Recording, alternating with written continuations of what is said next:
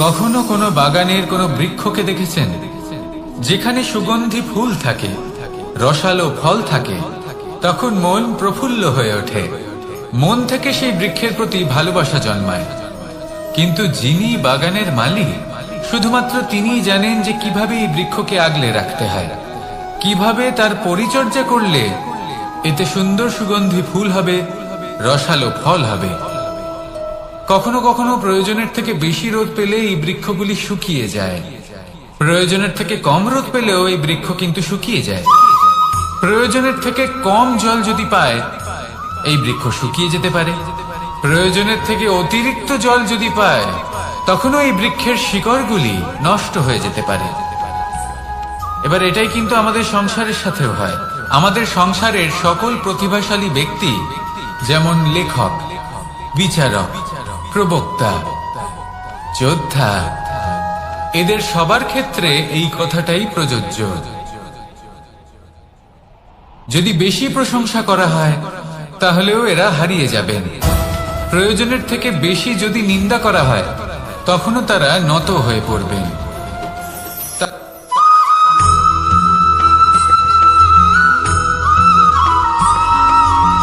পঞ্চতত্ত্বের মধ্যে দ্বিতীয় তত্ত্ব হল ধরণী, ভূমি, যাকে আমরা ধরণী মাতা বলি।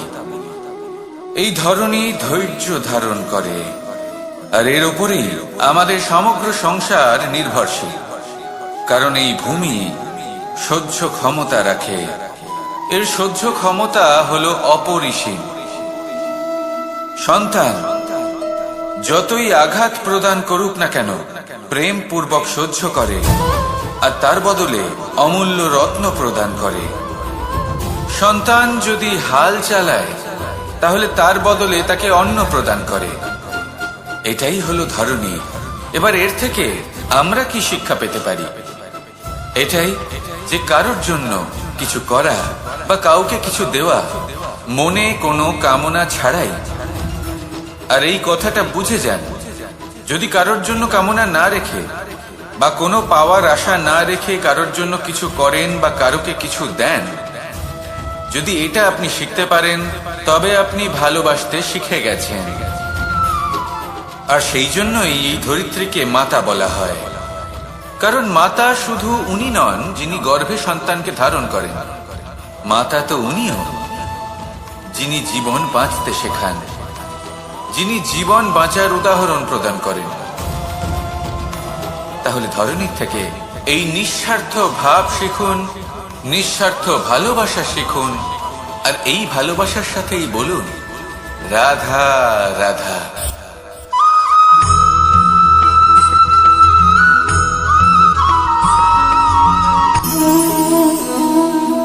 নিয়তি। রাধা আমাকে বলে, কৃষ্ণ, যদি তুমি জানো যে নিয়তিতে কি আছে, তাহলে তাকে বদলে দাও না কেন? মহাদেব আমাকে বলেন যে শ্রীকৃষ্ণ, যদি আপনি এটা জানেন যে সাম্বের নিয়তি এটাই, তাহলে আপনি তাকে বদলানোর চেষ্টা কেন করেন? কেন? কারণ আমি একজন পিতা, আর পিতার কর্তব্য এটাই, তিনি যেন সম্ভাব্য সব চেষ্টা করেন নিজের সন্তানের মঙ্গলের জন্য। নিয়তি আমি জানি, কিন্তু এটাও আমি জানি যে কর্মের থেকে বড় আর কোনো নিয়তি হতে পারে না। অভিজ্ঞতাও রয়েছে যে কর্মের হাতে নিয়তির এই চক্র বদলে যেতে পারে। তাই জীবনে যদি আপনার কখনো এমন মনে হয় যে এটা তো অসম্ভব, তখনও চেষ্টা করা কখনোই ছাড়বেন না। কে বলতে পারে আপনারই কর্মের কোনো এক বীজ হয়তো নিয়তির চাকায় আটকে গেল, আর নিয়তিকে নিজের পথ পাল্টাতে হল, ঠিক কিনা? সেই জন্য নিয়তিকে ভাগ্য মেনে নিয়ে চুপ করে বসে থাকবেন না। নিজের নিয়তি স্বয়ং নিজের কর্মের দ্বারা নির্ধারিত করুন, কারণ আপনার এই কর্মের ওপরেই আপনার অধিকার রয়েছে। আর এই অধিকারকে নিয়তি অনেক সময় সম্মানও করে। তাহলে আসুন আর আমার সাথে ভালোবেসে বলুন রাধা রাধা।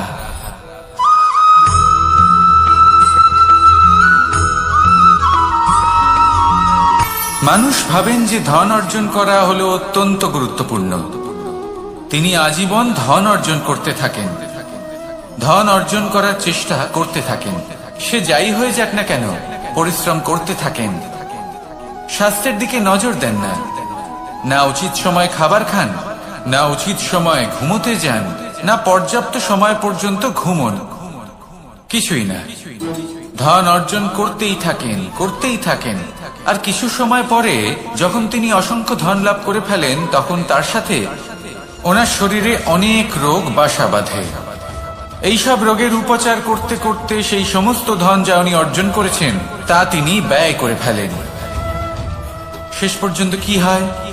আমরা যেভাবে এসেছি ঠিক সেইভাবেই ফিরে যাই, ধন এখানেই থেকে যায়। দেখুন, একটা অত্যন্ত গুরুত্বপূর্ণ কথা রয়েছে যে আপনার বোঝা উচিত। এই যে ধন, তার ব্যবহার করুন জীবনকে আরো ভালো করে তোলার জন্য। ধনের সদ্ব্যবহার করা উচিত, এমন যেন না হয় এই ধন আপনাকে ভোগ করে ফেলে। এই জীবনকে নিশ্চিত রূপে আরো শ্রেষ্ঠ করে তুলুন। কিন্তু এই ধন অর্জন করার এই প্রক্রিয়াতে নিজের সারা জীবনকে নষ্ট করে ফেলবেন না। এই জীবন উপভোগ করতে শিখুন, আর আমার সাথে ভালোবেসে বলুন, রাধা রাধা।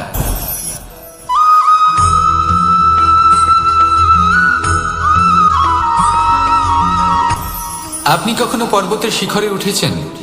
আপনি দেখতে পাবেন পর্বতের পদতলে প্রচুর সুন্দর ফুল রয়েছে, সবুজ বনানী রয়েছে। যত আপনি উপরে উঠতে থাকবেন তত ফুল কমতে থাকবে, সবুজ বনানী কমতে থাকবে। আরো কিছুটা উপরে উঠলে কাঁটা জাতীয় গাছ দেখতে পাবেন, শুকনো গাছ দেখতে পাবেন। আরো যদি উপরে ওঠেন তাহলে পাষাণ দেখতে পাবেন। আরো উপরে উঠলে হিমখণ্ড দেখতে পাবেন। এই যে পর্বত, তা মনুষ্য জীবনের সব থেকে উত্তম উদাহরণ। মানুষ যখন সাফল্যের শিখরে পৌঁছতে চান, মহানুভবতার শিখরে পৌঁছতে চান, পথে যত আস্তে আস্তে উপরে উঠতে থাকেন ততই ভৌতিক বস্তু তার থেকে বিচ্ছিন্ন হতে থাকে। যদি তিনি সেই ভৌতিক বস্তুগুলি ত্যাগ না করতে পারেন তাহলে কখনোই সেই স্থানে পৌঁছতে পারবেন না। আর মানুষ যদি উচিত ত্যাগ করতে পারেন, পথে অগ্রসর হতে থাকেন, এগোতে থাকেন, তাহলে একদিন না একদিন তিনি মহানুভবতার, জ্ঞানের, সাফল্যের হিমের স্বাদ অবশ্যই লাভ করবেন। মনে রাখবেন, মানব জীবনে ত্যাগ হলো অত্যন্ত গুরুত্বপূর্ণ অংশ। আসুন আমার সাথে ভালোবেসে বলুন, রাধা রাধা।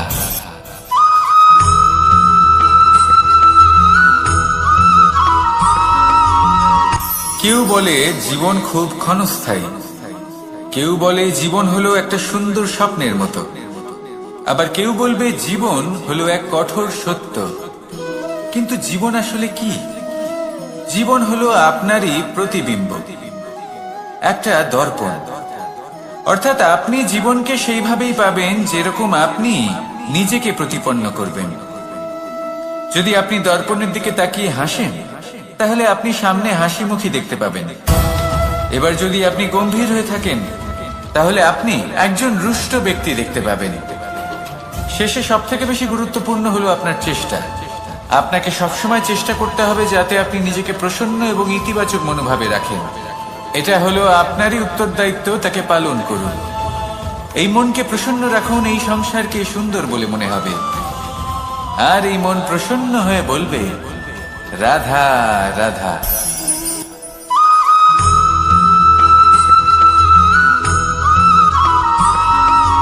আমাদের শরীর প্রকৃতির সর্বশ্রেষ্ঠ রচনা।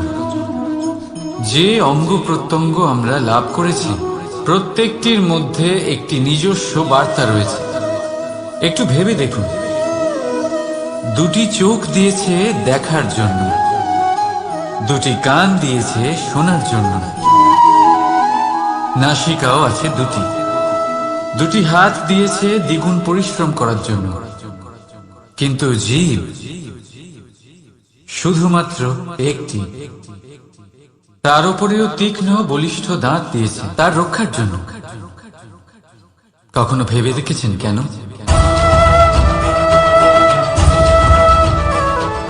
কারণ শব্দ আর শব্দের প্রয়োগ মানুষের সবচেয়ে বড় অস্ত্র। যার প্রয়োগ যত ভেবেচিন্তে করা যায়, মানুষ তার জীবনে ততটাই উপরে উঠতে পারে। তাহলে মনে রাখুন, দেখুন, শুনুন আর বুঝুন বেশি, বলুন কম। রাধা রাধা।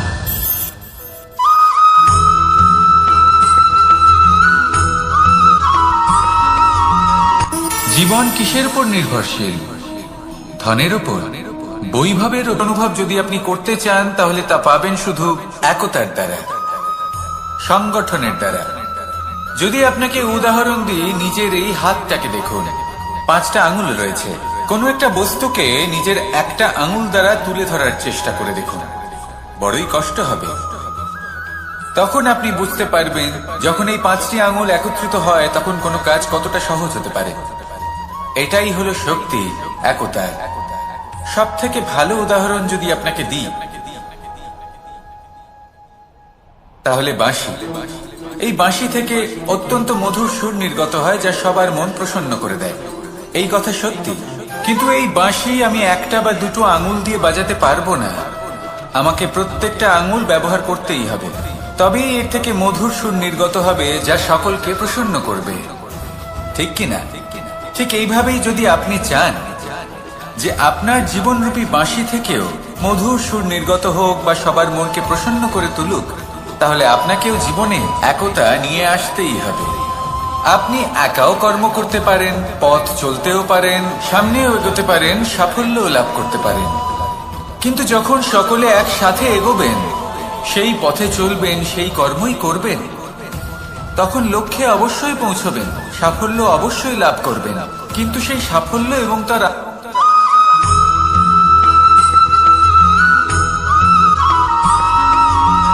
এই সংসারে সব থেকে বেশি কোমল বস্তু হলো রেশম। এই রেশম এতটাই কোমল হয় যে এর পুরো একটা থান শুধুমাত্র একটা হাতে ধরা সম্ভব। কখনো ভেবে দেখেছেন এই রেশম কিভাবে হয়?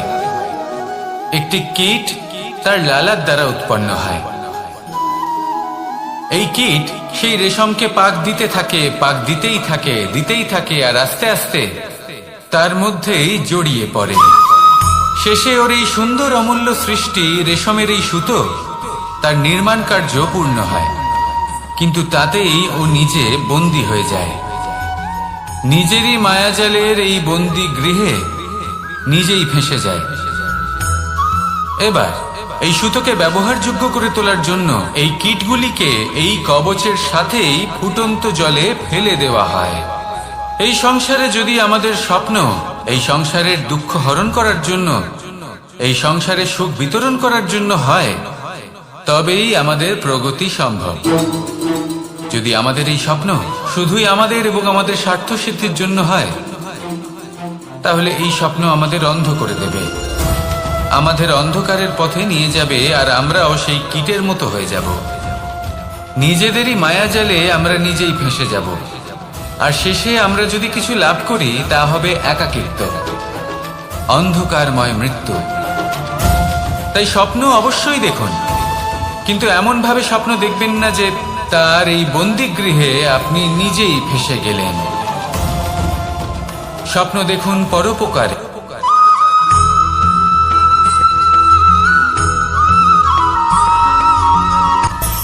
মানুষের মধ্যে একটা বিচিত্র প্রবৃত্তি থাকে, অন্য সকলের বিষয়ে, তাদের জীবনের বিষয়ে, তাদের ব্যক্তিত্বের বিষয়ে, তাদের ভবিষ্যতের বিষয়ে অনুমান করা।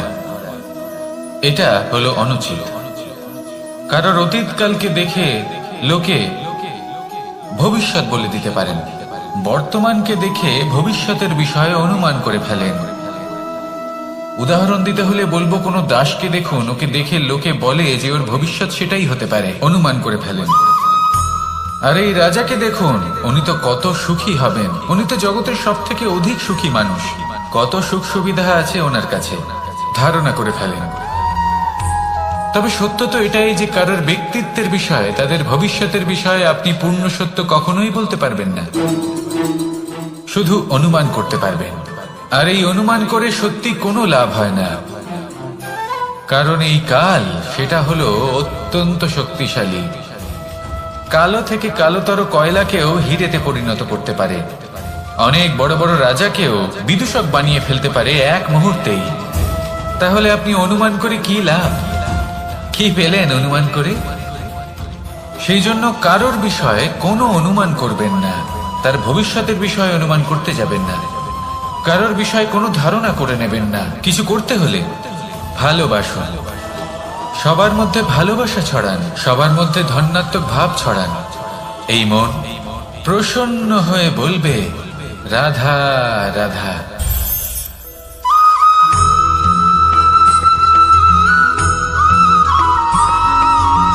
পঞ্চতত্ত্বের মধ্যে দ্বিতীয় তত্ত্ব হল ধরণী, ভূমি, যাকে আমরা ধরণী মাতা বলি। এই ধরণী ধৈর্য ধারণ করে, আর এর উপরেই আমাদের সমগ্র সংসার নির্ভরশীল। কারণ এই ভূমি সহ্য ক্ষমতা রাখে, এর সহ্য ক্ষমতা হলো অপরিসীম। সন্তান যতই আঘাত প্রদান করুক না কেন, প্রেম পূর্বক সহ্য করে, আর তার বদলে অমূল্য রত্ন প্রদান করে। সন্তান যদি হাল চালায়, তাহলে তার বদলে তাকে অন্ন প্রদান করে। এটাই হলো ধরণী। এবার এর থেকে আমরা কি শিক্ষা পেতে পারি?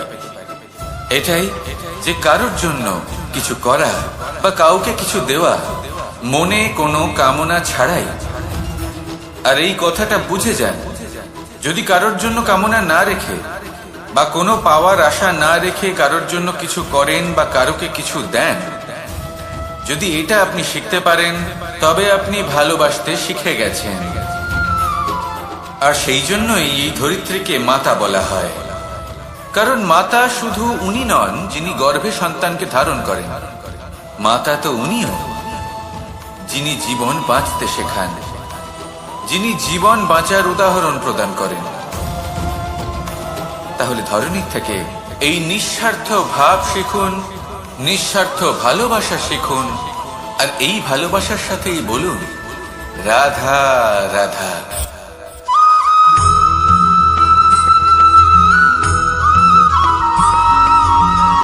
সংসারে আমাদের জীবনে যখন কোনো সুখ বা দুঃখ আসে, তার জন্য আমরা কাউকে না কাউকে অবশ্যই দায়ী করে থাকি, তাই না? এই ব্যক্তি আমাদের সাথে এরকম কাজ করেছেন, তাই আমার সাথে এমন হলো। ওই ব্যক্তি যদি এমনটা না করতেন, তাহলে আজ আমি ওই স্থানে পৌঁছতে পারতাম। সবই আপনার দৃষ্টিভঙ্গির উপর নির্ভরশীল। আর যদি আপনার দৃষ্টিভঙ্গি এমন হয়, তাহলে তা অনুচিত। সত্যি কথা বলতে এই সংসারে ভিন্ন ভিন্ন ধরনের মানুষ আছে। এটা আপনার উপর নির্ভর করছে কিভাবে তাদের স্বাগত জানাবেন। একবার ভাবুন, আমি আমার দুটো হাত সামনে নিয়ে এলাম, দুটো মুঠো খুলে দিলাম। দুই প্রকারের মানুষ আসবেন, কিছু না কিছু দিয়ে যাবেন। এই মুঠো যদি আমি বন্ধ করে দিই, তাহলে না কেউ আমাকে কিছু দিতে পারবে, না আমার কিছু যাবে আসবে। নিশ্চয়ই বুঝতে পারছেন এই দুই ধরনের ব্যক্তি কারা এবং তারা কি দিয়ে যান। আমি যদি নিজের মুঠো খুলে দিই, তাহলে কিছু ভালো মানুষ আসবেন, আমাকে আনন্দ, সন্তুষ্টি, জ্ঞান প্রদান করে যাবেন, ভালো অভিজ্ঞতা দিয়ে যাবেন। কোনো খারাপ ব্যক্তি যদি আসেন, তাহলে তিনিও খারাপ অভিজ্ঞতা দেবেন, যার থেকে আমি শিক্ষা লাভ করব। এই সব কিছু আমি লাভ করতে পারি। মুঠো যদি বন্ধ করে রাখি, তাহলে আমি কিছুই পাবো না। দেখুন, এই সংসারে প্রত্যেকের জীবনে এইরকম। প্রত্যেকের জীবনে সবকিছুই আছে, ভালো খারাপ দুই মানুষই আছে। ভালো অভিজ্ঞতা আছে, খারাপ অভিজ্ঞতা আছে। নির্ভর করছে আপনার উপর যে আপনি কি করবেন, এনাদের স্বাগত কিভাবে জানাবেন, কার থেকে কি বুঝবেন, কি শিখতে পারবেন, আর কোন দৃষ্টিভঙ্গি নিয়ে অগ্রসর হবেন। এটাই নির্ধারণ করবে যে আপনার জীবন কেমন হবে। আসুন আমার সাথে ভালোবেসে বলুন রাধা রাধা।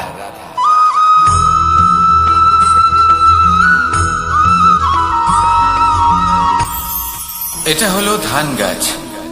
এর থেকে যে চাল উৎপন্ন হয় তা মানুষ গ্রহণ করেন। আর এটা কি? এ হলো জংলি ঘাস। একবার ভেবে দেখুন, যদি এই জংলি ঘাস ধান গাছের আশেপাশে থাকে, তাহলে কি হবে? ধান উৎপন্ন হতে পারবে? তা উৎকৃষ্ট হতে পারবে? আমরা কি তা গ্রহণ করতে পারবো? কখনোই নয়। এই জংলি ঘাস ধানকে নষ্ট করে দেবে, কিন্তু নিজে জীবিত থাকবে। এটাই হলো আজকের শিক্ষা। এই সংসারে যদি আপনি নীতির পথে চলতে চান, উচিত কর্ম করতে চান, সংসারকে সেবা করতে চান, তাহলে জংলি ঘাসের মতো ব্যক্তিদের থেকে সবসময় দূরে থাকতে হবে। সেই ব্যক্তি যারা দুর্নীতি এবং মিথ্যা দ্বারা পরিপূর্ণ, যাদের ব্যবহার অশুভ, যাদের অনেক অশুভ গুণ রয়েছে, তারা সঠিক নয়। সেই সকল ব্যক্তি যাদের চরিত্র অত্যন্ত দুষ্ট হয়, তারা হয় শুভ চরিত্রের ব্যক্তিকে একদম নষ্ট করে দেয়, নয় নিজের মতো বানিয়ে তোলে। তাই যদি আপনি নীতির পথে চলতে চান, এই সংসারের জন্য শুভ কর্ম করতে চান, তাহলে সেই সঙ্গ লাভ করুন যে সঙ্গ জ্ঞানে পরিপূর্ণ, যাদের মধ্যে অনেক গুণ আছে, যাদের থেকে প্রতিদিন কিছু শিখতে পারবেন। এমন ব্যক্তির সাথে জীবন অতিবাহিত করুন, দুরাচারীদের থেকে দূরে থাকুন। তবেই এই মন প্রসন্ন হয়ে বলবে, রাধা রাধা।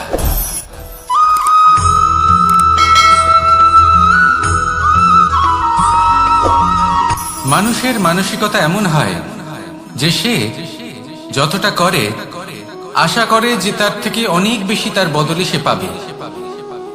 দেখুন, সবকিছুই আপনার ভাবনা চিন্তার উপর নির্ভর করছে। আপনি যদি ফলের বিষয়ে ভেবে কর্ম করতে থাকেন, তাহলে সেটা অনুচিত।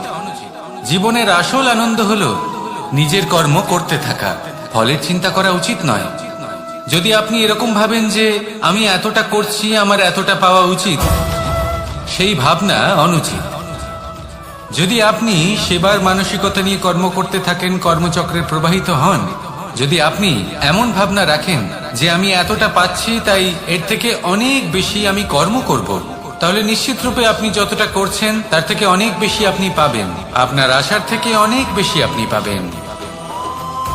শুধু জীবনে অনেক বেশি কাজ করতে থাকুন, ফলের চিন্তা করবেন না। আর মনে রাখবেন, এই ভাবনাই সব থেকে বড় বীজ। কর্মের উপর বিশ্বাস রাখুন। জীবনে যা যা আপনি চান সবই সুখময় হবে।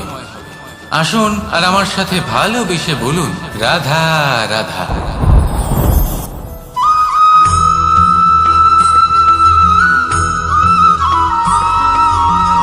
আপনি কখনো কোনো বাজকে নিজের বাসা বানাতে দেখেছেন? এই বাজ যখনই কোনো বাসা বানায়, তখন উঁচু গাছের ডালে বা কোনো পর্বতের শিখরে বাসা বানায়, অনেক উচ্চতায়। আর সেখানে তার সন্তানও জন্মগ্রহণ করে। যখন এই সন্তানেরা জন্মায়, তখন এই বাজ খুবই ভালোবেসে এবং খুব সাবধানে এদের পালন পোষণ করে। নিজের ঠোঁট দিয়ে তাদের ঠোঁটে খাবার পরিবেশন করে।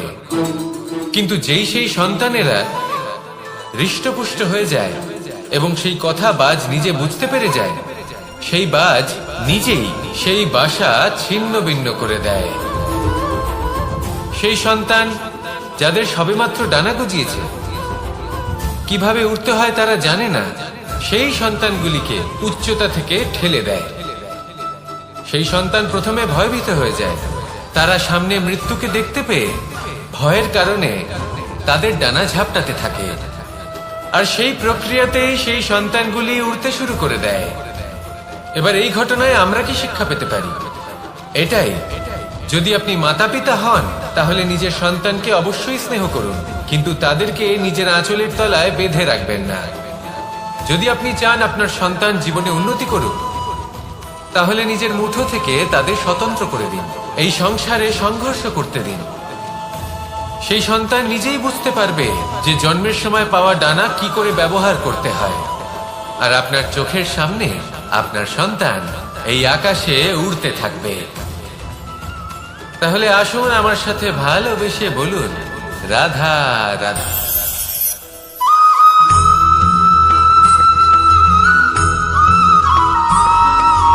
বসন্ত ঋতু, এই সময় মন আনন্দে ভরে থাকে। এমন মনে হয় যেন আমরা আকাশে বিচরণ করতে চলে যাই, কিন্তু সেটা তো সম্ভব নয়। সেই জন্য হয়তো আমরা ঘুড়ি ওড়াই, এই ঘুড়িকে নিজেদের প্রতিরূপ মনে করে। এবার অনেক মানুষ আছেন যারা ঘুড়ি ওড়ান, কিন্তু এই কর্মের সারমর্ম কি সেটা কজন বুঝতে পারেন?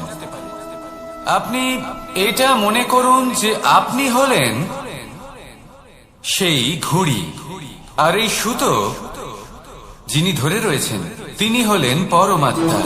আর এই সুতো যেখান থেকে শুরু হয় সেই লাটাই হলো আমাদের কর্মচক্র। এবার আপনি নিজেই অনুমান করুন যে এই উড়ান কার ওপর নির্ভরশীল? পরমাত্মার ওপর আর আপনার কর্মের ওপর। যদি পরমাত্মা আপনার হাত ধরে থাকেন, আপনার সাথে থাকেন, যদি আপনি শুভ কর্ম করতে থাকেন, আপনি এই আকাশে উড়তে থাকবেন। কিন্তু কোথাও কোথাও যদি পরমাত্মার সাথে এই বন্ধন ছিন্ন হয়, আপনার কর্মচক্র খারাপ হয়ে যায় বা থেমে যায়, তাহলে আপনার এই ঘুড়ি কেটে যাবে আর দূরে কোনো গাছের ডালে গিয়ে আটকে যাবে। তাই শুধুমাত্র ঘুড়ি ওড়াবেন না, তার থেকে শিখুন, পরমাত্মার সাহচর্যে থাকুন, সবসময় শুভ কর্ম করতে থাকুন আর সবসময় এই আকাশে উড়তে থাকুন। আসুন আর আমার সাথে ভালোবেসে বলুন, রাধা।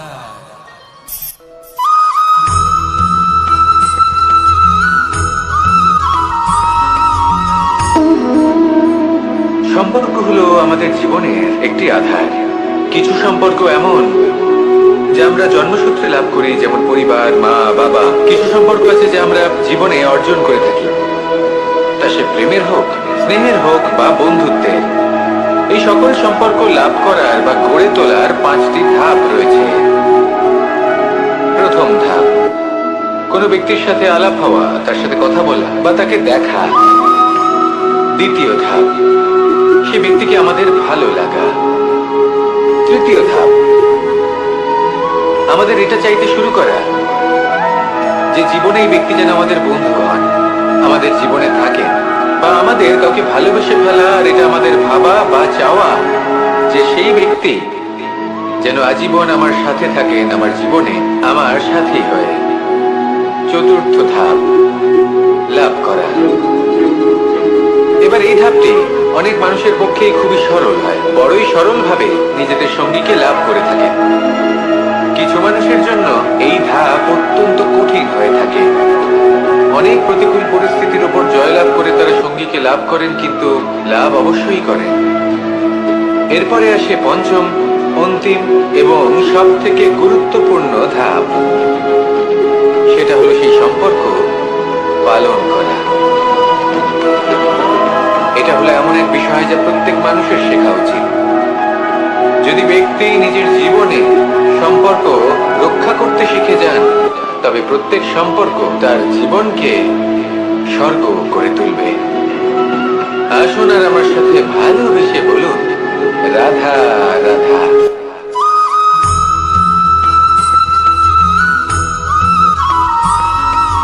জীবনে যখন কোনো ব্যক্তি নিজের লক্ষ্য প্রাপ্তির জন্য নিরন্তর পরিশ্রম করতে থাকেন, চেষ্টা করতে থাকেন, তখন তিনি কষ্ট অনুভব করেন। কখনো শারীরিক কষ্ট, কখনো মানসিক কষ্ট। এবার উনি এটা ভাবতে থাকেন যে আমি কি উচিত করছি নাকি অনুচিত করছি। কারণ অন্যদিকে এমন একজন ব্যক্তিও আছেন যিনি একদমই পরিশ্রম, চেষ্টা করছেন না। তিনি মদিরা পান করেন, বিলাসিতায় জীবন কাটান, অলস প্রকৃতির হয়ে ওঠেন, নিদ্রাতে বিলীন হয়ে থাকেন আর ভাবেন যে তিনি সুখ লাভ করছেন। কিন্তু এরকম কেন হয়? কারণ যখন আমরা সৎ পথে থাকি, উচিত পথে চলি, লক্ষ্য প্রাপ্ত করার জন্য চেষ্টা করতে থাকি, তখন আমাদের ভেতরে থাকা নেতিবাচক শক্তি এবং পাপ এই দেহকে ত্যাগ করে দেয়। আর এই অনুভূতিটাই আমাদের দুঃখের অনুভূতি দেয়, কষ্ট দেয়। এবার সেখানে যদি আমরা কুপথে চলি, অনুচিত পথে চলতে থাকি, তাহলে আমাদের ভেতরে থাকা পুণ্য এবং ধনাত্মক শক্তি আমাদের দেহ ত্যাগ করে দেয়। আর এই অনুভূতির কারণেই আমরা সুখ অনুভব করি। কিন্তু কখনো ভাববেন যে এই সুখ বেশি সময় পর্যন্ত থাকে না। সেই জন্য সবসময় মনে রাখবেন, যদি আপনি জানেন যে এটাই আপনার লক্ষ্য, এটাই উচিত পথ, শুভ পথ, তাতে নিরন্তরভাবে এগিয়ে যেতে চেষ্টা করতে থাকুন এই কষ্ট আপনাকে সুখের পরাকাষ্ঠায় কখন পৌঁছে দেবে তা আপনি জানতেই পারবেন না। আসুন আমার সাথে ভালোবেসে বলুন, রাধা রাধা।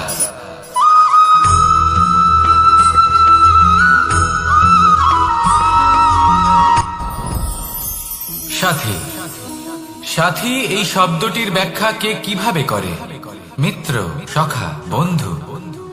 কিন্তু অর্থ একটাই, তিনি যিনি আপনার সঙ্গী হন আর তিনি যার সাথী আপনি হন। এবার সব থেকে বড় প্রশ্ন হলো এটাই যে তিনি কে হতে পারেন যাকে আপনি আপনার সাথী বলে মেনে নিতে পারেন, নিজের সখা, নিজের মিত্র, নিজের বন্ধু মেনে নিতে পারেন। আপনার সাথী হলেন তিনি যিনি দুঃখের সময় আপনার পাশে থাকবেন, আপনার হাত ধরে থাকবেন। আপনার সাথী হলেন তিনি যার হাত আপনি নিজের সুখের দিনে ধরে থাকবেন।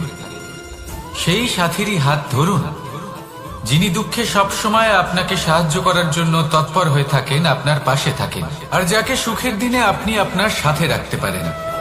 আর যখন আপনার সাথে আপনার এই সাথী থাকবে তখন আপনি এটা বুঝবেন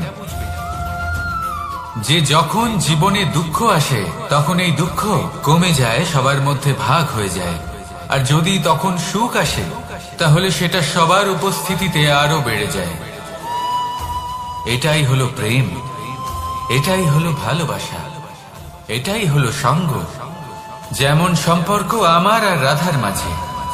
তাহলে আসুন আর আমার সাথে ভালোবেসে বলুন, রাধা রাধা।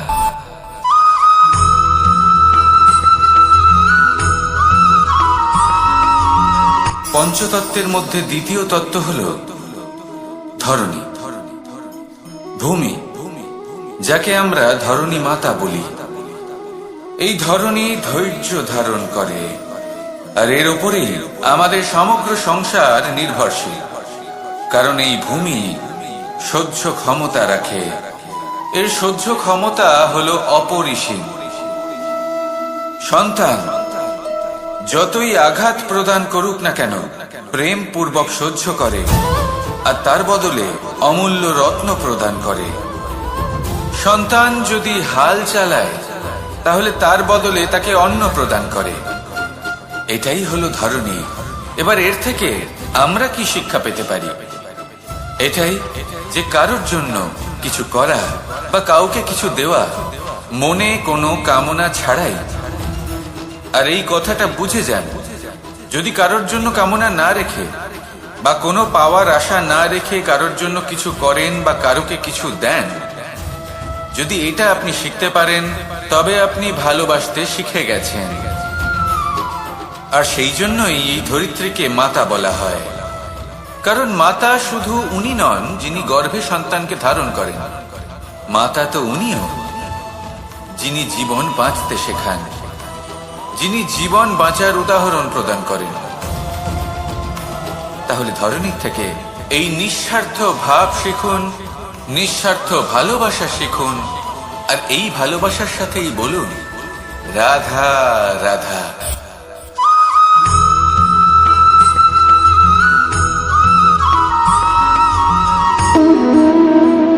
সম্পর্ক হলো আমাদের জীবনের একটি আধার।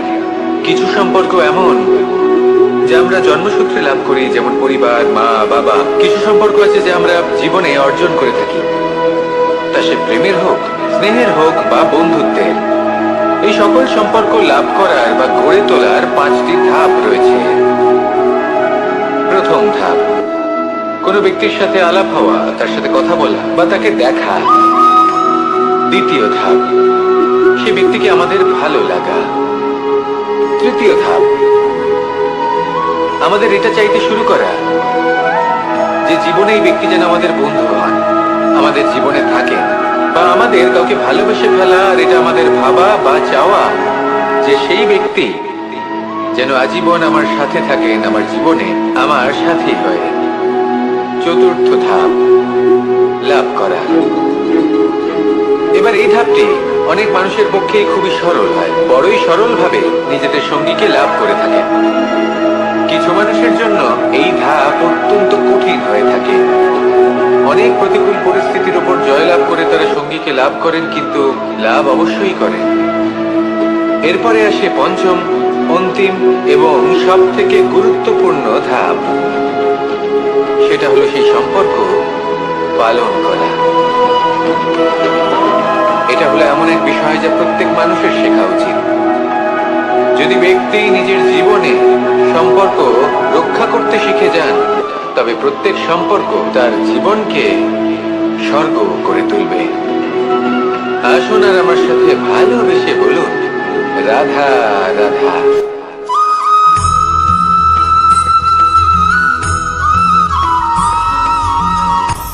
আপনি কখনো পর্বতের শিখরে উঠেছেন? আপনি দেখতে পাবেন পর্বতের পদতলে প্রচুর সুন্দর ফুল রয়েছে, সবুজ বনানী রয়েছে। যত আপনি উপরে উঠতে থাকবেন তত ফুল কমতে থাকবে, সবুজ বনানী কমতে থাকবে। আরো কিছুটা উপরে উঠলে কাঁটা জাতীয় গাছ দেখতে পাবেন, শুকনো গাছ দেখতে পাবেন। আরো যদি উপরে ওঠেন তাহলে পাষাণ দেখতে পাবেন। আরো উপরে উঠলে হিমখণ্ড দেখতে পাবেন। এই যে পর্বত, তা মনুষ্য জীবনের সব থেকে উত্তম উদাহরণ। মানুষ যখন সাফল্যের শিখরে পৌঁছতে চান, মহানুভবতার শিখরে পৌঁছতে চান, পথে যত আস্তে আস্তে উপরে উঠতে থাকেন, ততই ভৌতিক বস্তু তার থেকে বিচ্ছিন্ন হতে থাকে। যদি তিনি সেই ভৌতিক বস্তুগুলি ত্যাগ না করতে পারেন, তাহলে কখনোই সেই স্থানে পৌঁছতে পারবেন না।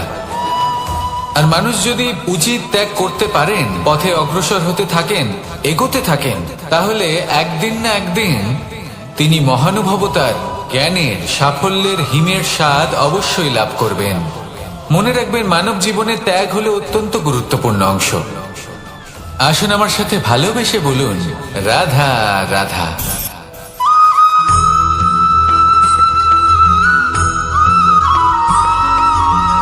মানুষের মানসিকতা এমন হয় যে সে যতটা করে আশা করে যে তার থেকে অনেক বেশি তার বদলে সে পাবে। দেখুন, সবকিছুই আপনার ভাবনা চিন্তার উপর নির্ভর করছে। আপনি যদি ফলের বিষয়ে ভেবে কর্ম করতে থাকেন, তাহলে সেটা অনুচিত। জীবনের আসল আনন্দ হলো নিজের কর্ম করতে থাকা, ফলের চিন্তা করা উচিত নয়। যদি আপনি এরকম ভাবেন যে আমি এতটা করছি, আমার এতটা পাওয়া উচিত, সেই ভাবনা অনুচিত।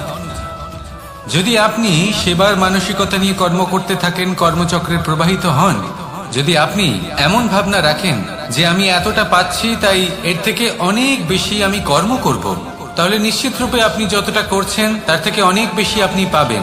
আপনার আশার থেকে অনেক বেশি আপনি পাবেন। শুধু জীবনে অনেক বেশি কাজ করতে থাকুন, ফলের চিন্তা করবেন না। আর মনে রাখবেন, এই ভাবনাই সব থেকে বড় বীজ। কর্মের উপর বিশ্বাস রাখুন।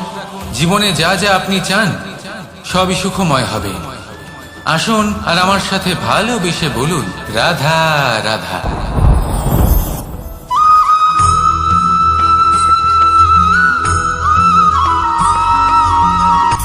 সূচের শেষে একটি ছিদ্র থাকে, যার দ্বারা আমরা এই সুতো পরাতে পারি।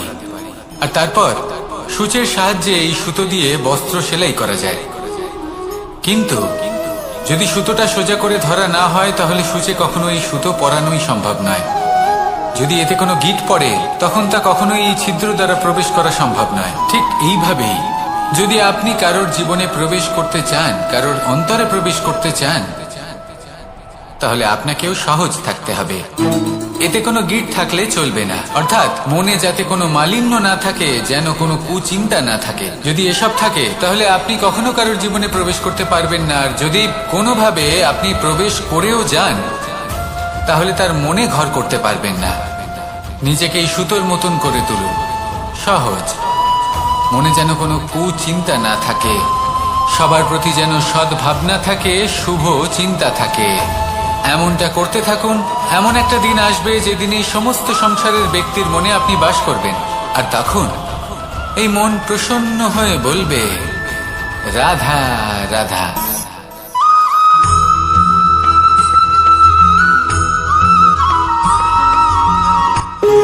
যখন মানুষের মৃত্যু হয়, তখন কি হয়? অনেক সংখ্যক মানুষ শোক পালন করতে চলে আসেন।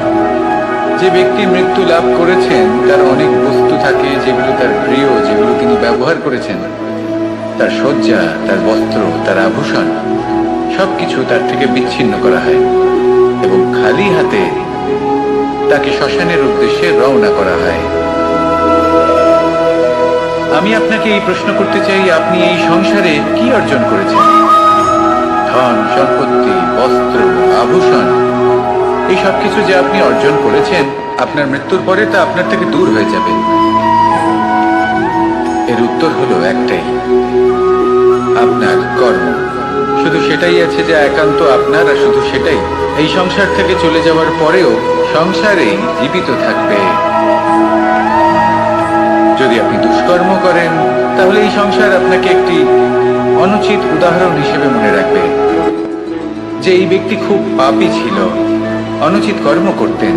যে পথে তিনি চলেছেন সেই পথে কারোর চলা উচিত নয়। সেখানেই যদি আপনি সৎকর্ম করেন, তাহলে সংসার চিরকাল এটাই বলবে যে খুব ভালো মানুষ ছিলেন, সবাইকে ভালোবাসতেন, সবাইকে সাহায্য করতেন, আমার খুব প্রিয় মানুষ ছিলেন। এটাই হলো শ্রেষ্ঠ কর্ম। সেই জন্য জীবনে শুধুমাত্র ধন সম্পত্তি, আভূষণ এই সব অর্জন করতে গিয়ে নিজের মনোনিবেশ করবেন না। শ্রেষ্ঠ কর্ম করুন।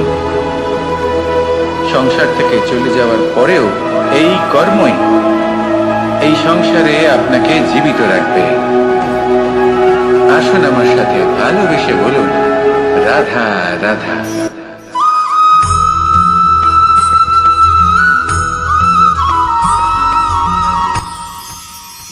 মানুষ তার জীবনে দুই ধরনের পরিস্থিতিকে খুব ভয় পায়। এক, কোনো কারণবশত কারোর সামনে নত হওয়া।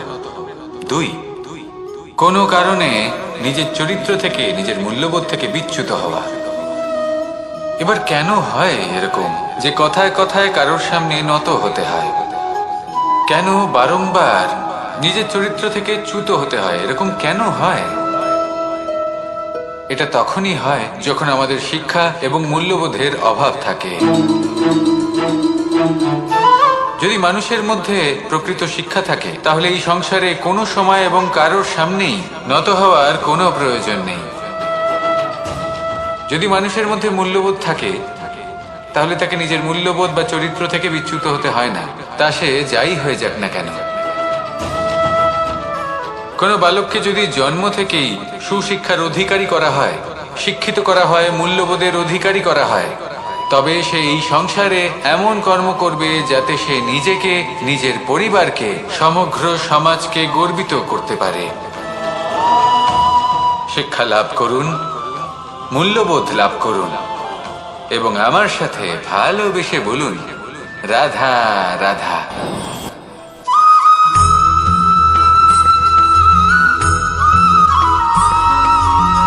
কথায় আছে যে এমন কোনো অক্ষর নেই যার দ্বারা কোনো মন্ত্র হয় না। এমন কোনো বনস্পতি নেই যা নিজেই একটা ঔষধি নয়। পৃথিবীর এমন কোনো ব্যক্তি নেই যার মধ্যে কোনো যোগ্যতা থাকে না। শুধু প্রয়োজন হলো যে ব্যক্তিকে আমরা খুঁজে চলেছি তাকে সঠিকভাবে চিনে নেওয়া। যদি তার যোগ্যতা, তার বিশেষত্ব আমরা বুঝতেই না পারি, তাহলে আর লাভ কি রইল? এই সংসারে এমন অনেক ব্যক্তি রয়েছেন যারা ছোট ছোট অসফলতার কারণে আপনাকে এটা বলে দেবে যে আপনি কোনো কাজের নন, আপনি হলেন মূর্খ, আপনি কিছুই করতে পারবেন না। এইসব কথায় কখনোই বিশ্বাস করবেন না, কারণ আপনি এবং প্রত্যেকটি জীব এই পরমাত্মা এবং এই প্রকৃতির সৃষ্টি, যা অত্যন্ত বিশেষ। যদি আপনাকে উদাহরণ দিই, তাহলে একদিকে আছে তরোয়াল, একটা বড় লম্বা তরোয়াল যার দ্বারা যুদ্ধ করা যায়, জয়লাভ করা যায়। আর অন্যদিকে রয়েছে একটা ছোট্ট সূচ, কিন্তু যে কাজ একটা ছোট্ট সূচ করতে পারে তা একটা তরোয়াল দ্বারা সম্ভব নয়। এর অর্থ হলো এটাই যে প্রত্যেকটা রচনা অত্যন্ত অমূল্য এবং অত্যন্ত বিশেষ হয়।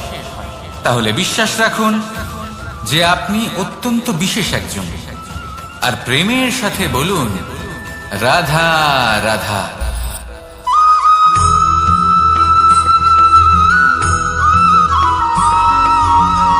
এই সংসারে কোনো বস্তু হোক বা ব্যক্তি হোক, তার একার গুরুত্ব কিন্তু খুব বেশি নয়। একটা উদাহরণ হিসেবে বৃষ্টির ফোঁটাকে ভেবে দেখুন। যদি একটি বৃষ্টির ফোঁটা হয় তাহলে তার খুব বেশি গুরুত্ব থাকে না, কিন্তু যখন সহস্র বৃষ্টির ফোঁটা মেঘের মধ্যে দিয়ে ঝরে পড়ে তখন সেটা বর্ষার রূপ ধারণ করে। সেই বর্ষা যা এই প্রকৃতিকে শান্ত করে। সেইভাবেই পাথরের ছোট টুকরো তার খুব বেশি গুরুত্ব থাকে না, কিন্তু যখন অসংখ্য পাথরের টুকরো একত্রিত হয় তখন তা পর্বতের আকার ধারণ করে। সেইভাবেই কিছু মানুষ যখন একত্রিত হন তখন তৈরি হয় পরিবার, কিছু পরিবার যখন একত্রিত হয় তখন তৈরি হয় সমাজ, যখন অনেক সংখ্যক সমাজ একত্রিত হয় তখন তৈরি হয় রাজ্য। এবার এই রাজ্যের সব থেকে গুরুত্বপূর্ণ ব্যক্তি হতে পারেন রাজা, কিন্তু তাও সেই রাজা একা কিছু করতে পারেন না। যুদ্ধ লড়ার সময় তারও নিজের সৈন্যদলকে প্রয়োজন পড়ে। কিন্তু এই সংসারে এমন একজন ব্যক্তি আছেন যিনি একাই সব কাজ করতে থাকেন, এবং সেই ব্যক্তি হলেন মা। আমাদের জীবনে একজন পিতার ভূমিকা কিন্তু নিঃসন্দেহে অমূল্য, কিন্তু আমাদের সকলের জীবনে যে ভূমিকা একজন মায়ের তা অন্য কারোর থাকে না। একজন মা একাই সন্তানকে বড় করতে পারেন, সংস্কারী করে তুলতে পারেন, তার জন্য পরিশ্রম করেন। আর এত কিছু কাজ করার পরেও তার কাজের জন্য তিনি প্রশংসা অবশ্য পান না। উল্টে যদি সেই সন্তান অনুচিত পথে চালিত হয়, অনুচিত কর্ম করে, তখন সেই মাকেই অপবাদের পাত্র হয়ে উঠতে হয়। আমাদের জীবনে মায়ের যোগদান কতটা সেটা বুঝুন। আপনাকে বড় করে তোলার জন্য উনি কতটা পরিশ্রম করেছেন সেটা বুঝুন। আজ থেকে, এখন থেকে, এই মুহূর্ত থেকে মাকে সম্মান করতে শিখুন। যখন সময় পাবেন, যখন সুযোগ হবে, তখন তার প্রশংসা করুন, ওনারও ভালো লাগবে। আর মায়ের এই মমতার জন্য, তার এই ভূমিকার জন্য আসুন সবাই মিলে আমরা তাকে প্রণাম করি, আর সকলে মিলে ভালোবেসে বলি, রাধা রাধা।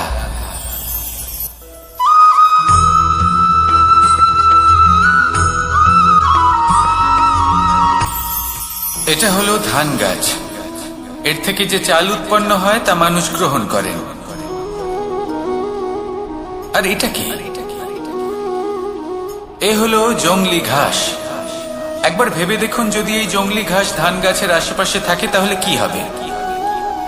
ধান উৎপন্ন হতে পারবে? তা উৎকৃষ্ট হতে পারবে? আমরা কি তা গ্রহণ করতে পারবো? কখনোই নয়। এই জংলি ঘাস ধানকে নষ্ট করে দেবে, কিন্তু নিজে জীবিত থাকবে। এটাই হলো আজকের শিক্ষা। এই সংসারে যদি আপনি নীতির পথে চলতে চান, উচিত কর্ম করতে চান, সংসারকে সেবা করতে চান, তাহলে জংলি ঘাসের মতো ব্যক্তিদের থেকে সবসময় দূরে থাকতে হবে। সেই ব্যক্তি যারা দুর্নীতি এবং মিথ্যা দ্বারা পরিপূর্ণ, যাদের ব্যবহার অশুভ, যাদের অনেক অশুভ গুণ রয়েছে, তারা সঠিক নয়। সেই সকল ব্যক্তি যাদের চরিত্র অত্যন্ত দুষ্ট হয়, তারা হয় শুভ চরিত্রের ব্যক্তিকে একদম নষ্ট করে দেয়, নয় নিজের মতো বানিয়ে তোলে। তাই যদি আপনি নীতির পথে চলতে চান, এই সংসারের জন্য শুভ কর্ম করতে চান, তাহলে সেই সঙ্গ লাভ করুন যে সঙ্গ জ্ঞানে পরিপূর্ণ, যাদের মধ্যে অনেক গুণ আছে, যাদের থেকে প্রতিদিন কিছু শিখতে পারবেন। এমন ব্যক্তির সাথে জীবন অতিবাহিত করুন। দুরাচারীদের থেকে দূরে থাকুন। তবেই এই মন প্রসন্ন হয়ে বলবে, রাধা রাধা।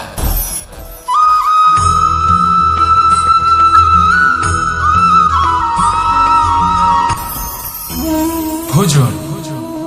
এবার ভোজন সংগ্রহ করার জন্য মানুষ কি না করেন, সব সময় চেষ্টা করতে থাকেন। ফসল উৎপাদনের জন্য অনেক পরিশ্রম করতে থাকেন, কিন্তু অনেক সময় অনেক পরিশ্রম করার পরেও ফসল ভালো উৎপাদন হয় না। এর কারণ কি? কারণ হলো এটাই যে আপনি পরিশ্রম হয়তো অনেক করেছেন, কিন্তু আপনার নজর তো সেই বীজের দিকে ছিলই না যা আপনি রোপণ করেছেন। সেই জন্য সব সময় কোনো বীজ রোপণ করার আগে তাকে পরখ করে দেখুন। তা অত্যন্ত আবশ্যক। আর সেইভাবেই যখনই কোনো কর্মের প্রশ্ন আসে, তাহলে সেখানে শুধুমাত্র পরিশ্রম যথেষ্ট নয়। সেই কাজের প্রতি আপনার কর্তব্য কি, আপনার উদ্দেশ্য কি, সেটা জানা হলো অত্যন্ত গুরুত্বপূর্ণ। তাই কর্ম করুন, কিন্তু সেই কর্মের প্রতি আপনার যা উদ্দেশ্য তার মাহাত্ম্য বুঝতে চেষ্টা করুন। তাহলে আসুন আমার সাথে ভালোবেসে বলুন, রাধা রাধা।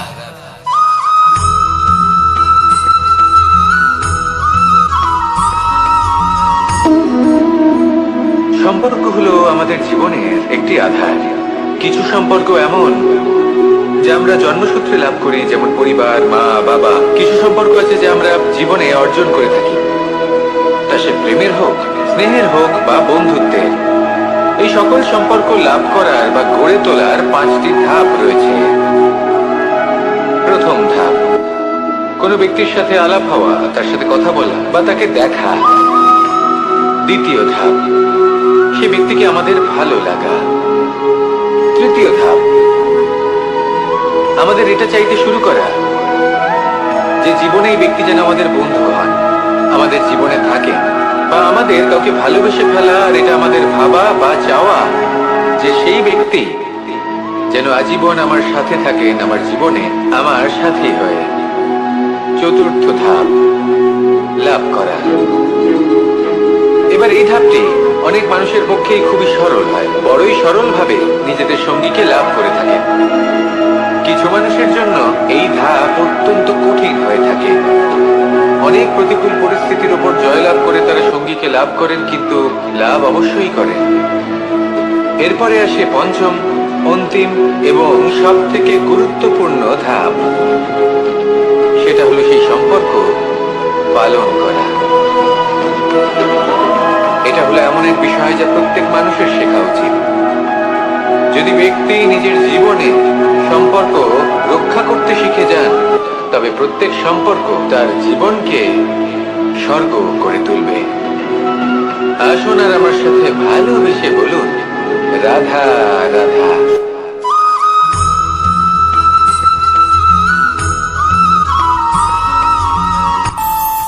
আমাদের মনে যখন কোনো প্রশ্ন ওঠে, কোনো দ্বন্দ্ব জাগে, তখন আমরা যাই আমাদের গুরুর কাছে, আমাদের আরাধ্যের কাছে গিয়ে জিজ্ঞেস করি। এইভাবেই একদিন আমি পৌঁছলাম আমার আরাধ্যের কাছে, আমার মহাদেবের কাছে। আর ওনাকে প্রশ্ন করলাম যে, মহাদেব, জীবনে আনন্দ পাওয়ার, উৎসব পালনের, প্রেম ভাগ করে নেবার, জীবনকে উপভোগ করে নেওয়ার সর্বশ্রেষ্ঠ সময় কোনটা? মহাদেব হাসলেন আর উনি বললেন, জীবনে উৎসব পালনের সব থেকে শ্রেষ্ঠ দিন হলো মৃত্যুর ঠিক আগের দিনটা। প্রেম ভাগ করে নেওয়ার সব থেকে শ্রেষ্ঠ মুহূর্ত হলো মৃত্যুর ঠিক আগের মুহূর্ত। জীবনকে উপভোগ করে নেওয়ার সর্বশ্রেষ্ঠ প্রহর হলো মৃত্যুর 1 প্রহর পূর্বে। তখন আমি চমকে গেলাম। আমি বললাম, কিন্তু মহাদেব, মৃত্যু তো অনিশ্চিত, আমরা জানিও না কবে আমাদের মৃত্যু হবে। মহাদেব আবার হাসলেন। উনি বললেন যে, যদি আমরা এভাবে জীবন কাটাই যে আমরা জীবনের প্রত্যেক দিন, প্রত্যেক মুহূর্ত, প্রত্যেক প্রহর শেষ বলে মনে করি, তাহলে আমাদের সমস্ত জীবন আনন্দের সাথেই অতিবাহিত হবে। কি বলেন?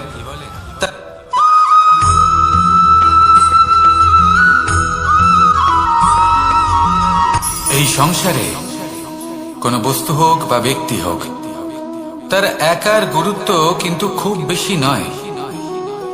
একটা উদাহরণ হিসেবে বৃষ্টির ফোঁটাকে ভেবে দেখুন। যদি একটি বৃষ্টির ফোঁটা হয় তাহলে তার খুব বেশি গুরুত্ব থাকে না, কিন্তু যখন সহস্র বৃষ্টির ফোঁটা মেঘের মধ্যে দিয়ে ঝরে পড়ে, তখন সেটা বর্ষার রূপ ধারণ করে। সেই বর্ষা যা এই প্রকৃতিকে শান্ত করে। সেইভাবেই পাথরের ছোট টুকরো, তার খুব বেশি গুরুত্ব থাকে না, কিন্তু যখন অসংখ্য পাথরের টুকরো একত্রিত হয় তখন তা পর্বতের আকার ধারণ করে। সেইভাবেই কিছু মানুষ যখন একত্রিত হন তখন তৈরি হয় পরিবার, কিছু পরিবার যখন একত্রিত হয় তখন তৈরি হয় সমাজ, যখন অনেক সংখ্যক সমাজ একত্রিত হয় তখন তৈরি হয় রাজ্য। এবার এই রাজ্যের সব থেকে গুরুত্বপূর্ণ ব্যক্তি হতে পারেন রাজা, কিন্তু তাও সেই রাজা একা কিছু করতে পারেন না। যুদ্ধ লড়ার সময় তারও নিজের সৈন্যদলকে প্রয়োজন পড়ে। কিন্তু এই সংসারে এমন একজন ব্যক্তি আছেন যিনি একাই সব কাজ করতে থাকেন, এবং সেই ব্যক্তি হলেন মা। আমাদের জীবনে একজন পিতার ভূমিকা কিন্তু নিঃসন্দেহে অমূল্য, কিন্তু আমাদের সকলের জীবনে যে ভূমিকা একজন মায়ের তা অন্য কারোর থাকে না। একজন মা একাই সন্তানকে বড় করতে পারেন, সংস্কারী করে তুলতে পারেন, তার জন্য পরিশ্রম করেন। আর এত কিছু কাজ করার পরেও তার কাজের জন্য তিনি প্রশংসা অবশ্য পান না। উল্টে যদি সেই সন্তান অনুচিত পথে চালিত হয়, অনুচিত কর্ম করে, তখন সেই মাকেই অপবাদের পাত্র হয়ে উঠতে হয়। আমাদের জীবনে মায়ের যোগদান কতটা সেটা বুঝুন। আপনাকে বড় করে তোলার জন্য উনি কতটা পরিশ্রম করেছেন সেটা বুঝুন। আজ থেকে, এখন থেকে, এই মুহূর্ত থেকে মাকে সম্মান করতে শিখুন। যখন সময় পাবেন, যখন সুযোগ হবে, তখন তার প্রশংসা করুন, ওনারও ভালো লাগবে। আর মায়ের এই মমতার জন্য, তার এই ভূমিকার জন্য আসুন সবাই মিলে আমরা তাকে প্রণাম করি, আর সকলে মিলে ভালোবেসে বলি, রাধা রাধা।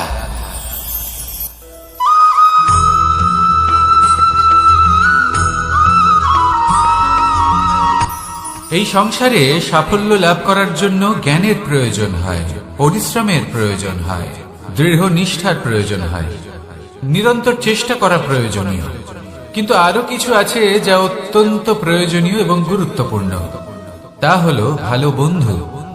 তাদের থাকা অত্যন্ত প্রয়োজনীয়। যদি ভালো বন্ধু থাকে তাহলে সময় এলে তারা ঢাল হয়ে আপনাকে সুরক্ষা করবেন। সময় এলে অস্ত্রের মতো শত্রুকে সংহারও করবেন।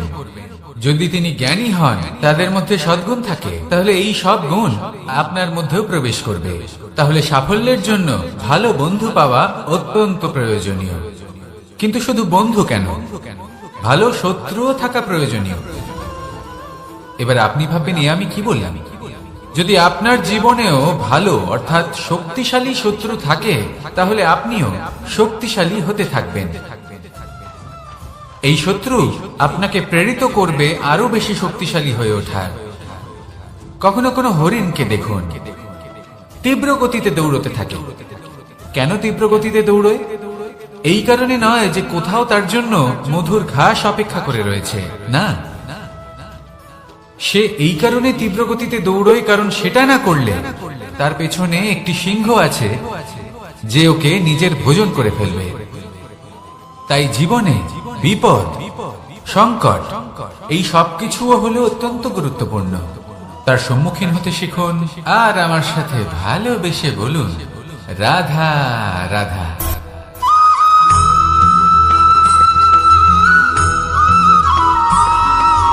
কথায় আছে, প্রত্যেক পুত্র তার পিতার প্রতিচ্ছবি হয়, আর সমস্ত প্রতিচ্ছবি চায় যেন সে তার অস্তিত্ব প্রাপ্ত করতে পারে। পুত্র চায় সে যেন তার পিতার মতো হয়, বা কখনো কখনো তার থেকেও শ্রেষ্ঠ হয়। সেটা কোনো অনুচিত ব্যাপার নয়। অনুচিত তখন হয় যখন পুত্র নিজের পিতার মতো হবার স্বপ্ন পূরণ করতে গিয়ে বা তার থেকেও শ্রেষ্ঠ হওয়ার স্বপ্ন পূরণে অনুচিত পথের আশ্রয় নেয়। কারণ তারপরে সে তার পিতার গুণগুলি আত্মসাৎ করতে চায় না। সে শুধুই এটা চায় যে সংসারের চোখে যেন আমি শ্রেষ্ঠ প্রমাণিত হই। এটা অনুচিত। সংসারে এমন অনেক মানুষ আছেন যারা এই কারণে শ্রেষ্ঠ হওয়ার চেষ্টা করেন যাতে তার পরিবারের, তার পিতার সম্মান বৃদ্ধি পায়। এমনও মানুষ থাকেন, আর এটাই হলো পার্থক্য উদ্দেশ্যের। মনে রাখবেন, যদি আপনার উদ্দেশ্য শুভ হয় তাহলে পথও শুভ হবে, যদি আপনার উদ্দেশ্য অশুভ হয় তাহলে পথও অশুভ হবে। তাহলে নিজের পিতার মতো হবার চেষ্টা অবশ্যই করুন, তার থেকেও শ্রেষ্ঠ হওয়ার চেষ্টা অবশ্যই করুন, কিন্তু মনে রাখবেন আপনার সংকল্প আর আপনার উদ্দেশ্য এই দুই শুভ হওয়া উচিত। তাহলে আসুন আর আমার সাথে ভালোবেসে বলুন, রাধা রাধা।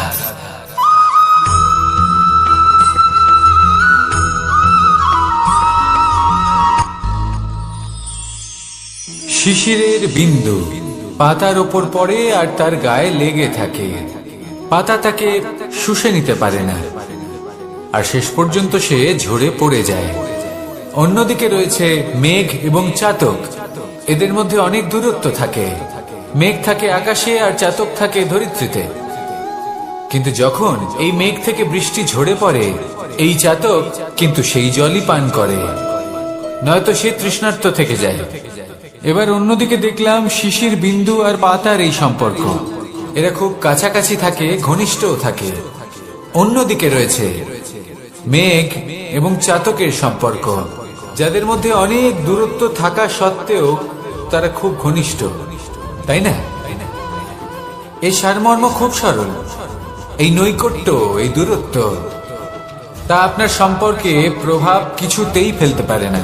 এই নৈকট্য, এই দূরত্ব, এসব হলো শুধুমাত্র মনের ব্যাপার। কখনো আপনি অনুভব করেছেন আপনি কারোর থেকে অনেক অনেক দূরে আছেন, অনেক দূরে আছেন, তাও সেই ব্যক্তির প্রতি আপনি টান অনুভব করেন। সেখানে আপনি কারোর সাথে প্রত্যেক দিন অতিবাহিত করেন, সমস্ত জীবন অতিবাহিত করেন, সব থেকে বেশি সময় তার সাথে অতিবাহিত করেন, তাও তার প্রতি সেই টান অনুভব করেন না। এই সংকেত হলো মনের দূরত্বের। তাহলে মনের এই দূরত্ব দূর করুন আর আমার সাথে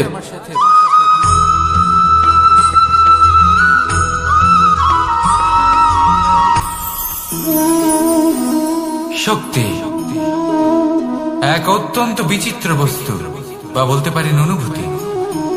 পিতা সবসময় চান যেন তিনি তার শক্তির পুত্রকে। আসুন আপনাকে সহজে বোঝাই। যদি আপনি সুপাত্র হন আর আপনাকে শক্তি দেওয়া হয়, তাহলে আপনি সেই শক্তির গুরুত্ব বুঝবেন, কোথায় সেই শক্তি প্রয়োগ করা উচিত সেটা বুঝবেন। আর এটা যেহেতু অর্জন করা শক্তি হবে, সেই শক্তির অপব্যবহার হবে না। কিন্তু যদি এই আপনি কুপাত্র হন আর যদি আপনাকে এই শক্তি দেওয়া হয়, তাহলে কি হবে? দেখতে গেলে এই শক্তি আপনি দান হিসেবে পেয়েছেন, তাই না আপনি এই শক্তির গুরুত্ব বুঝবেন আর না এর প্রয়োগ আপনি জানবেন। তার অপব্যবহার হওয়া সুনিশ্চিত। তাই যদি আপনি কোনো শক্তি অর্জন করতে চান, তাহলে আগে তার যোগ্য হয়ে উঠুন। পুত্র নয়, পাত্র হয়ে উঠুন।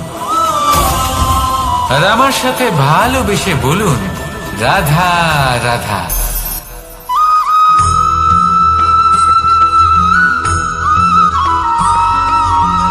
ভালো, শুধু ওনাদের কঠোর ব্যবহার দেখলে আমরা একটু ভয় পেয়ে যাই।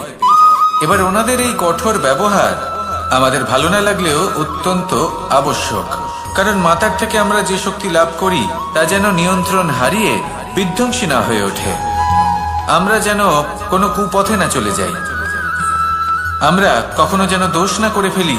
শুধু সেই জন্য পিতা এবং গুরু একটু কঠোর হয়ে ওঠেন, এবং ওনাদের এই কঠোর আচরণ ভবিষ্যতে গিয়ে আমরা অবশ্যই বুঝতে পারি। জীবনে কিছু বছর আমরা এগিয়ে যাই আর তারপর আমরা বুঝতে পারি যে বাবা এবং গুরু আমাদের যথেষ্ট ভালোবাসতেন, কিন্তু ওনাদের ভালোবাসার বহিঃপ্রকাশ আলাদা।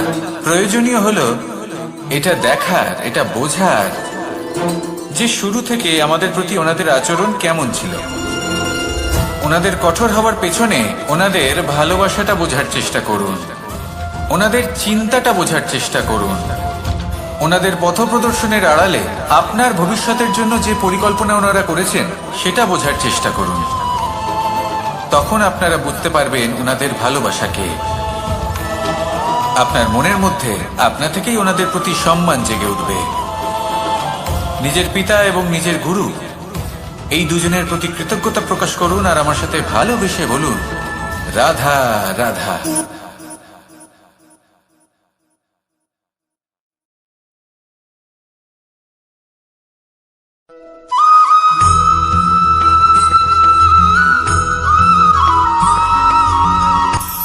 কখনো কোনো বাগানের কোনো বৃক্ষকে দেখেছেন যেখানে সুগন্ধি ফুল থাকে, রসালো ফল থাকে? তখন মন প্রফুল্ল হয়ে ওঠে, মন থেকে সেই বৃক্ষের প্রতি ভালোবাসা জন্মায়। কিন্তু যিনি বাগানের মালিক, শুধুমাত্র তিনিই জানেন যে কিভাবে এই বৃক্ষকে আগলে রাখতে হয়, কিভাবে তার পরিচর্যা করলে এতে সুন্দর সুগন্ধি ফুল হবে, রসালো ফল হবে। কখনো কখনো প্রয়োজনের থেকে বেশি রোদ পেলে এই বৃক্ষগুলি শুকিয়ে যায়, প্রয়োজনের থেকে কম রোদ পেলেও এই বৃক্ষ কিন্তু শুকিয়ে যায়। প্রয়োজনের থেকে কম জল যদি পায়, এই বৃক্ষ শুকিয়ে যেতে পারে। প্রয়োজনের থেকে অতিরিক্ত জল যদি পায়, তখনও এই বৃক্ষের শিকড়গুলি নষ্ট হয়ে যেতে পারে। এবার এটাই কিন্তু আমাদের সংসারের সাথেও হয়। আমাদের সংসারের সকল প্রতিভাশালী ব্যক্তি, যেমন লেখক, বিচারক, প্রবক্তা, যোদ্ধা, এদের সবার ক্ষেত্রে এই কথাটাই প্রযোজ্য। যদি বেশি প্রশংসা করা হয়, তাহলেও এরা হারিয়ে যাবেন। প্রয়োজনের থেকে বেশি যদি নিন্দা করা হয়, তখনও তারা নত হয়ে পড়বেন।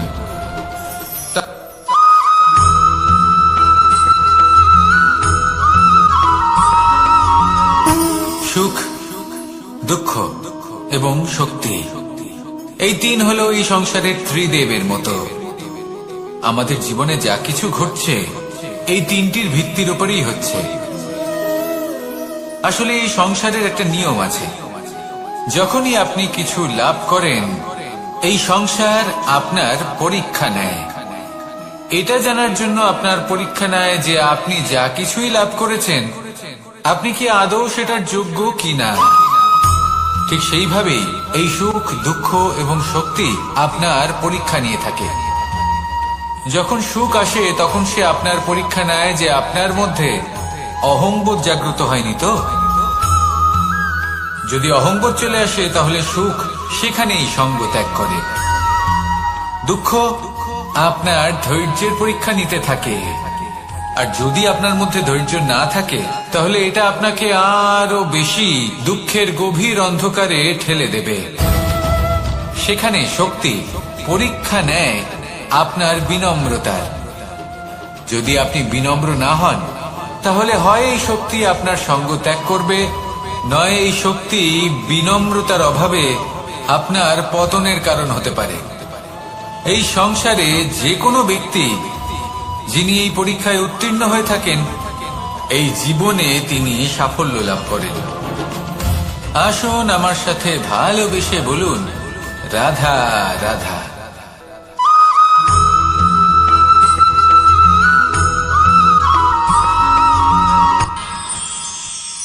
আমরা সবাই সূর্যকে সম্মান কেন করি? কারণ আমরা জানি যে সন্ধেবেলা যখন সূর্যাস্ত হবে, তখন শুধুমাত্র অন্ধকার বাকি থাকবে। ঠিক কিছুটা এরকমই হয় আমাদের মাতা পিতাও, যিনি আমাদের জন্ম দেন, আমাদের ভরণ পোষণ করেন, আমাদের বড় করেন, আমাদের প্রেম প্রদান করেন। কখনো কখনো তাদের মুখ থেকে কটু কথা নিঃসৃত হয়, আমাদের দুঃখ হয়, কিন্তু তখন আমাদের এটা বোঝা উচিত এগুলি নিঃসৃত হচ্ছে আমাদেরই মঙ্গলের জন্য। যেমন সূর্যদেব, উনিও উত্তাপ দিয়ে থাকেন আমাদেরই মঙ্গলের জন্য, যাতে ফসল পাকতে পারে, যাতে জল বাষ্প হয়ে মেঘ হতে পারে, বৃষ্টি হতে পারে, আর এই সংসারে নিরন্তর জলের প্রবাহ থাকে। আমাদের মাতা পিতা, তাদের কঠোর আচরণ, তাদের কঠোর অনুশাসনের পেছনে লুকিয়ে থাকে ওনাদের ভালোবাসা। আমাদের তা বুঝতে হবে, সসম্মানে ওনাদের গ্রহণ করতে হবে।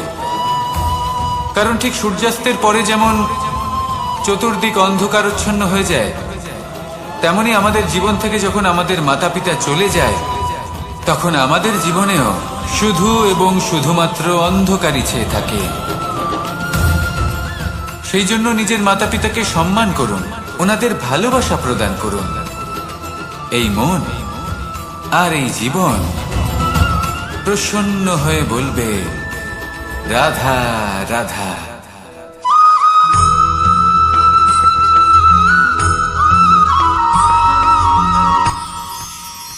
মানুষ তার জীবনে দুই ধরনের পরিস্থিতিকে খুব ভয় পায়। এক, কোনো কারণবশত কারোর সামনে নত হওয়া। দুই, কোনো কারণে নিজের চরিত্র থেকে, নিজের মূল্যবোধ থেকে বিচ্যুত হওয়া। এবার কেন হয় এরকম যে কথায় কথায় কারোর সামনে নত হতে হয়? কেন বারংবার নিজের চরিত্র থেকে চ্যুত হতে হয়? এরকম কেন হয়? এটা তখনই হয় যখন আমাদের শিক্ষা এবং মূল্যবোধের অভাব থাকে। যদি মানুষের মধ্যে প্রকৃত শিক্ষা থাকে তাহলে এই সংসারে কোনো সময় এবং কারোর সামনেই নত হওয়ার কোনো প্রয়োজন নেই।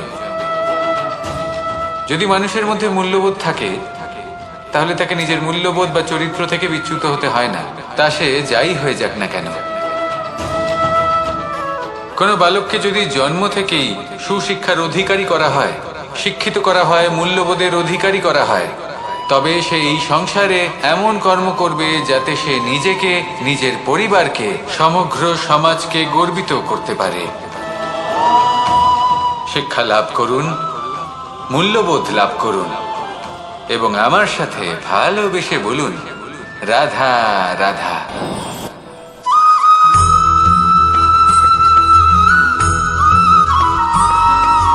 কথায় আছে, প্রত্যেক পুত্র তার পিতার প্রতিচ্ছবি হয়, আর সমস্ত প্রতিচ্ছবি চায় যেন সে তার অস্তিত্ব প্রাপ্ত করতে পারে। পুত্র চায় সে যেন তার পিতার মতো হয় বা কখনো কখনো তার থেকেও শ্রেষ্ঠ হয়। সেটা কোনো অনুচিত ব্যাপার নয়। অনুচিত তখন হয় যখন পুত্র নিজের পিতার মতো হবার স্বপ্ন পূরণ করতে গিয়ে বা তার থেকেও শ্রেষ্ঠ হওয়ার স্বপ্ন পূরণে অনুচিত পথের আশ্রয় নেয়। কারণ তারপরে সে তার পিতার গুণগুলি আত্মসাৎ করতে চায় না। সে শুধুই এটা চায় যে সংসারের চোখে যেন আমি শ্রেষ্ঠ প্রমাণিত হই। এটা অনুচিত। সংসারে এমন অনেক মানুষ আছেন যারা এই কারণে শ্রেষ্ঠ হওয়ার চেষ্টা করেন যাতে তার পরিবারের, তার পিতার সম্মান বৃদ্ধি পায়। এমনও মানুষ থাকেন, আর এটাই হলো পার্থক্য উদ্দেশ্যের। মনে রাখবেন, যদি আপনার উদ্দেশ্য শুভ হয় তাহলে পথও শুভ হবে, যদি আপনার উদ্দেশ্য অশুভ হয় তাহলে পথও অশুভ হবে। তাহলে নিজের পিতার মতো হবার চেষ্টা অবশ্যই করুন, তার থেকেও শ্রেষ্ঠ হওয়ার চেষ্টা অবশ্যই করুন, কিন্তু মনে রাখবেন আপনার সংকল্প আর আপনার উদ্দেশ্য এই দুই শুভ হওয়া উচিত। তাহলে আসুন আর আমার সাথে ভালোবেসে বলুন, রাধা রাধা।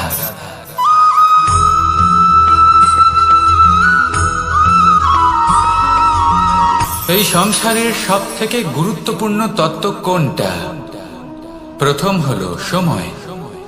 জন্ম থেকে মৃত্যু পর্যন্ত এই যে সময়, এটাই তো হলো জীবন। দ্বিতীয় হলো জীবন, যাতে আমরা সময়ের সদ্ব্যবহার করি, শ্রেষ্ঠ থেকে শ্রেষ্ঠতর কাজ করার চেষ্টা করি। বহু বছরের এই পরম্পরা, এই সংস্কৃতিকে এগিয়ে নিয়ে যাওয়ার চেষ্টা করি। এই সংসারে আমরা অংশগ্রহণ করতে চেষ্টা করি। তৃতীয় হলো ধন, সেই ধন যা প্রত্যেক ব্যক্তি অর্জন করতে চেষ্টা করেন। এবার এই তিনটি তত্ত্বের মধ্যে একটা সামঞ্জস্য আছে, সমান ব্যাপার আছে। সে ধনই হোক বা সময় হোক বা হোক জীবন। আর সেই সমান ব্যাপার হলো যে যদি আপনি এটা গণনা করতে থাকেন তাহলে তা কমতে থাকে, যদি আপনি এটা ব্যবহার করেন তাহলে তা বাড়তে থাকে। একে সংগঠিত করে রাখতে চেষ্টা করলে এ হাত থেকে ফসকে যায়, কিন্তু যদি আপনি একে সামলে রাখতে শিখে যান তাহলে এমন কাজ করবেন যাতে সংসারের সাথে সাথে পরবর্তী প্রজন্ম লাভবান হবে। যদি কিছু শিখতে চান তাহলে সামলাতে শিখুন, গণনা করা বা সংগঠিত করা নয়। আসুন আর আমার সাথে ভালোবেসে বলুন, রাধা রাধা।